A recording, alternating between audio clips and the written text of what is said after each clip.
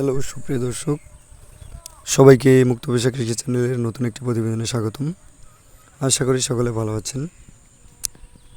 হ্যাঁ সুপ্রিয় দর্শক বন্ধু, আমি আপনাদেরকে আমাদের সেই শীতকালীন লাউয়ের প্রজেক্টে নিয়ে এসেছি। আপনারা দেখতে পাচ্ছেন আমাদের লাউয়ের গাছগুলি এখন অনেকটা হলুদ কালার ধারণ করেছে পাতাগুলি, কিন্তু এখনও প্রায় 4 মাস হয়ে গেছে আমাদের লাউয়ের গাছে যে ফলন আপনারা দেখতে পাচ্ছেন কি সুন্দর লাউ ধরে আছে। আসলে আমাদের এই পুকুরটিতে এখন পানি ঢুকে গেছে, যার কারণে নিচে নামানো যাচ্ছে না। তো দেখতে পাচ্ছেন এই লাউগুলি একই জায়গায় মাত্র 2-3 হাত জায়গার মধ্যে প্রায় 6 থেকে 7টি লাউ এখানে ধরে আছে। আসলে এই লাউগুলি যে বড় হবে আমরা চিন্তাও করিনি।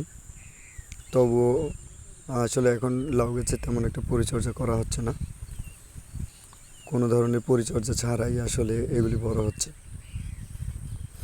আমাদের লাউয়ের প্রদান করা হচ্ছে না, আমরা কোনো সার দিচ্ছি না, এখন কোনো কিছুই করতেছি না।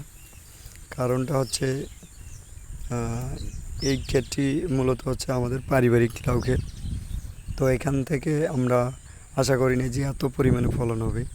আসলে 50 থেকে 60টি লাউ ইতিমধ্যে হারভেস্ট করা হয়েছে।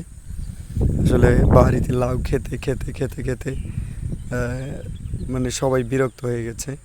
পাশাপাশি আমাদের মিষ্টি কুমড়া রয়েছে, মিষ্টি কুমড়ারও ফলন মোটামুটি, তবে তুলনামূলক লাউয়ের থেকে কম আর কি।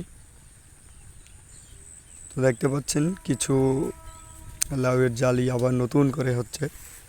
আসলে কোনো ধরনের পরিচর্যা আমরা করতেছি না, তবুও নিজের থেকেই প্রাকৃতিকভাবে এগুলি নতুন কুশি হচ্ছে এবং এখান থেকে আবার লাউ বের হচ্ছে। হ্যাঁ দর্শক বন্ধু, আপনারা দেখতে পাচ্ছেন আসলে আমি একটু অসুস্থ থাকার কারণে কয়েকদিন যাবৎ ভিডিও আপলোড করতে পারিনি। এখনও আমার গলায় প্রবলেম রয়ে গেছে, আমার কথা বলতে একটু সমস্যা হচ্ছে যদিও, কিন্তু আপনাদের জন্য আমি ভিডিও নিয়ে এসেছি। তো এটা হচ্ছে অপর পার আমাদের পুকুরের, এখানে এখনও 2টি লাউ রয়েছে। আসলে লাউ শেষ হচ্ছে না আর কি, আমরা লাউ হারভেস্ট করতেই যাচ্ছি, পাড়া প্রতিবেশীদের কিছু দিচ্ছি, তবুও লাউ খেতে খেতে সবাই একেবারে অতিষ্ঠ হয়ে গেছে।